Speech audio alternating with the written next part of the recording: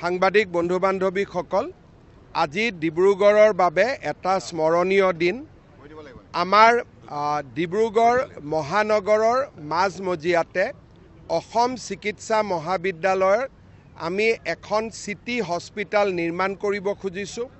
206 কোটি টকা ব্যয় হ'ব, 200খন বিছনা থাকিব আৰু ইয়াত আমি 50টা পেইং কেবিনৰো আমি নিৰ্মাণ কৰিম। ডিব্ৰুগড়ৰ মহানগৰৰ ৰাইজে নিশা গধূলিও ৰাতি 10 বজালৈকে যাতে ইয়াত MRI কৰিব পাৰে, CT স্কেন কৰিব পাৰে, ব্লাড টেষ্ট কৰিব পাৰে, এই গোটেই ব্যৱস্থাবিলাক ইয়াত আমি ৰাখিম যাতে ডিব্ৰুগড়ৰ ৰাইজে দিনত অফিচ কাছাৰী কৰি শেষত গধূলি নিজৰ স্বাস্থ্যৰ বুজ ল'ব পাৰে বা নিজৰ স্বাস্থ্যৰ পৰীক্ষাবোৰ কৰিব পাৰে। ইয়াৰ উপৰিও অহা মাহত বা তাৰ পিছৰ মাহত 370 কোটি টকাৰে অসম চিকিৎসা মহাবিদ্যালয়ৰ আৱাসিক অঞ্চল এটা নিৰ্মাণৰ কামো আমি হাতত ল'ম।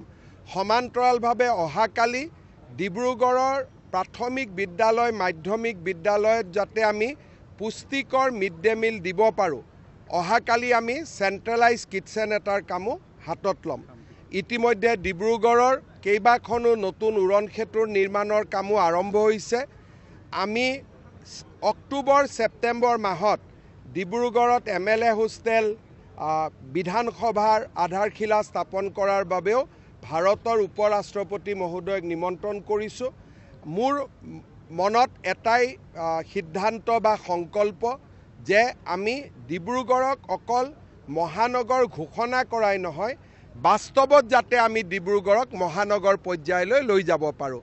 কেন্দ্ৰীয় মন্ত্ৰী সৰ্বানন্দ সোণোৱাল ডাঙৰীয়াক ধন্যবাদ জনাইছোঁ, তেখেতৰ উপস্থিতি আৰু নিৰন্তৰ প্ৰেৰণাৰ বাবে বিধায়ক প্ৰশান্ত ফুকন ডাঙৰীয়াকো ধন্যবাদ জনাইছোঁ।